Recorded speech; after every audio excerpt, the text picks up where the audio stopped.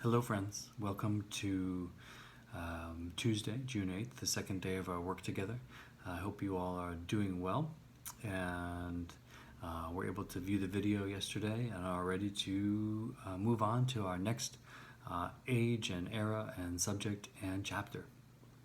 This is Modern American History in the summer of 2021 at Baruch College in the city of New York. My name again is Augustin Sedgwick.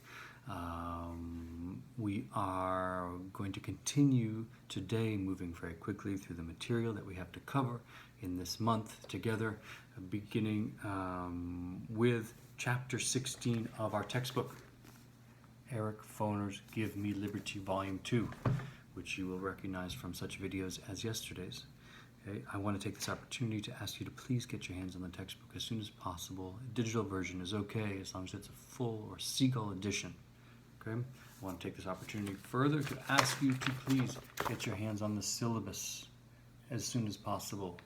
And please read it, and please understand the requirements and the expectations and the schedule according to which we'll be working. It's really important that we are all on the same page at the outset because there's not enough time this summer for misunderstandings.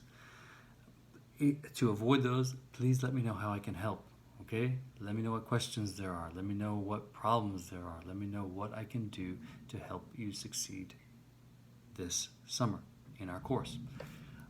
For that reason, in order to help you succeed, I want to help you, as we begin today, use the textbook as your guide. I want to show you how to use the textbook as your guide as we move through it.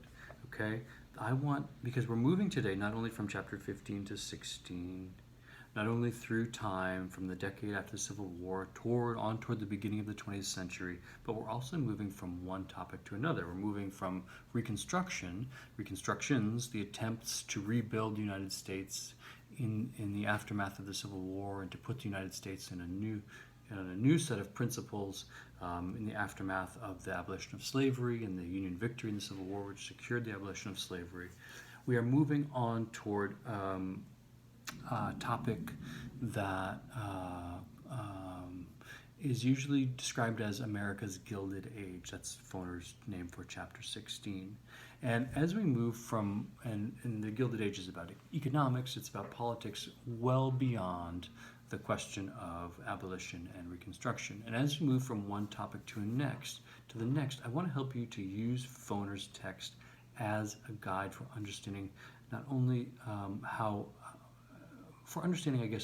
one topic builds on the other, right? The relation between those chapters and topics and time periods that we're moving through together.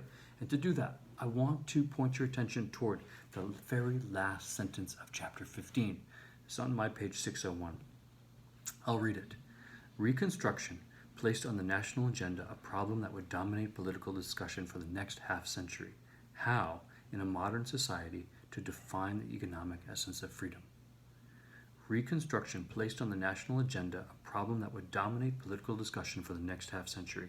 How, in a modern society, to define the economic essence of freedom. Okay, Foner is picking up has this one idea about the consequences of Reconstruction that he wants to follow forward after the Reconstruction period has ended into the rest of the 19th century, the end of the 19th century, and toward the beginning of the 20th century. This question of how to define freedom in a modern society, how to define the economic essence of freedom in a modern society. Why is that the question that he says Reconstruction poses? Okay, well, that's because, as we saw in chapter 15, Reconstruction made possible certain versions of ideals like equality and freedom. It made everyone equal before the law to the extent that no one was any longer eligible to be enslaved. It made everyone free before the law to the extent that slavery was now illegal and had been abolished. Okay? But those forms of freedom were limited in certain ways. They were not other forms of freedom. Okay? Reconstruction its accomplishments in achieving more substantive versions of equality and freedom were very limited. While it achieved particular forms of legal equality and legal freedom, substantively its achievements were limited. It did not, especially did not achieve economic equality and economic freedom. And Faulkner is asking the question, well, what could freedom even mean, after all, in a context of such grave inequality? What could freedom even mean, after all, in a society in which the vast majority of people are compelled to work for a living simply to meet their most basic needs and survive? What kind of freedom is that? That is the question that he says is raised and at the center of the period he calls the Gilded Age, which is, and he and others call the Gilded Age, which is the topic of chapter 16. And there's a big thunderstorm outside right now, so I apologize for being distracted. Hope you're inside and out of the storm.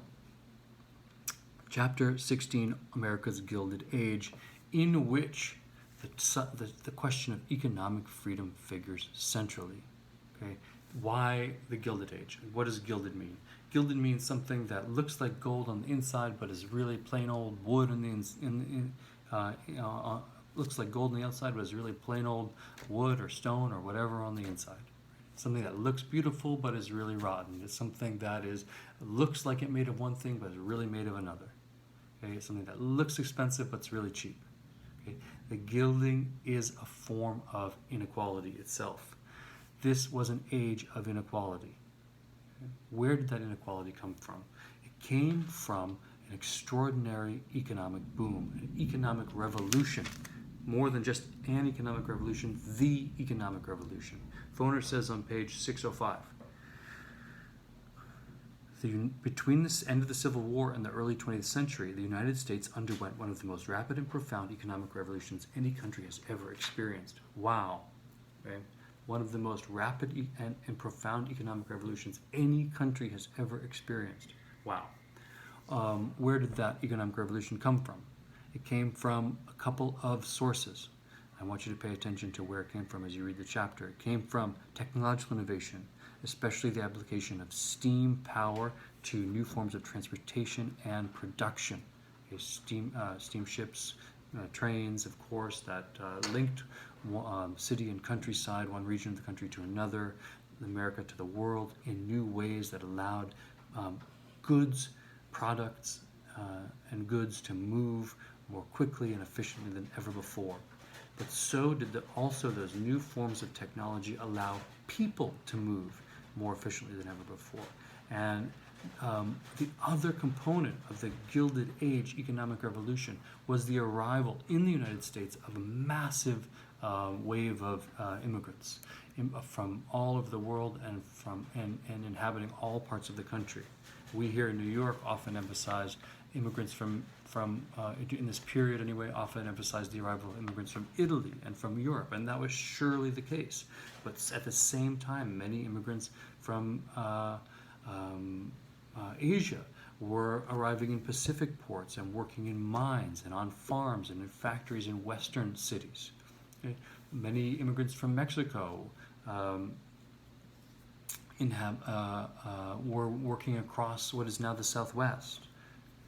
Many migrants from Mexico were working across what is now the Southwest. So the Gilded Age was a time of both transformation of technology and transformation of the American population in terms of the arrival of many new people. And both of those factors together powered this extraordinary economic boom. And the inequalities that define the age came from there. Why, I guess, what was the relationship between, I guess is the question, what was the relationship between economic growth and economic inequality? Why didn't the extraordinary economic revolution that the United States enjoyed in this period, why didn't it make everyone more well off?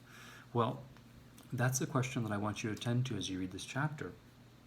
And furthermore, like another question to think about is, well, what's the relation between this great economic boom and Reconstruction? How did the economic boom that defined the Gilded Age follow from the Reconstruction of the United States in the aftermath of the incredibly destructive Civil War?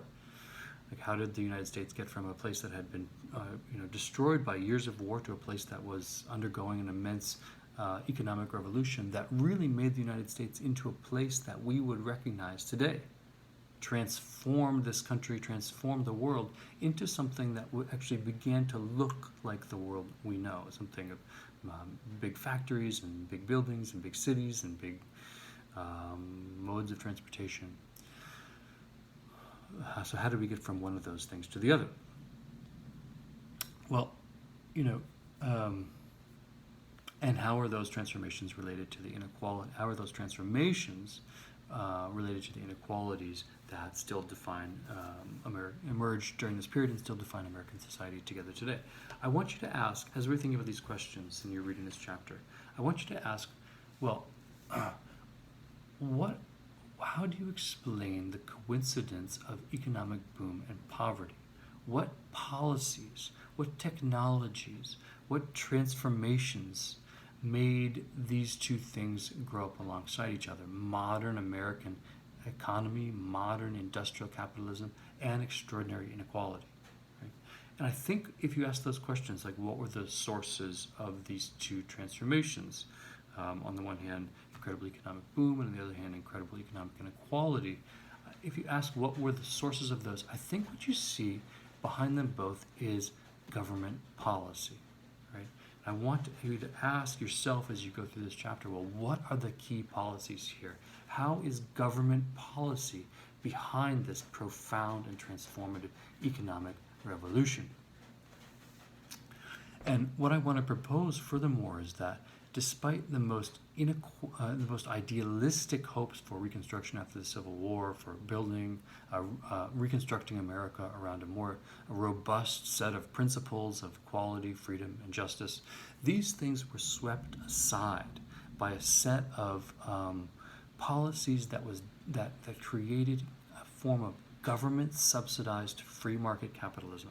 Government-subsidized free market capitalism that was shaped by a set of priorities that had private profit as their goal, and in the process, a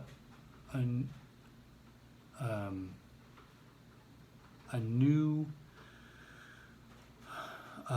old forms of coercion, like slavery, were replaced by new forms of coercion.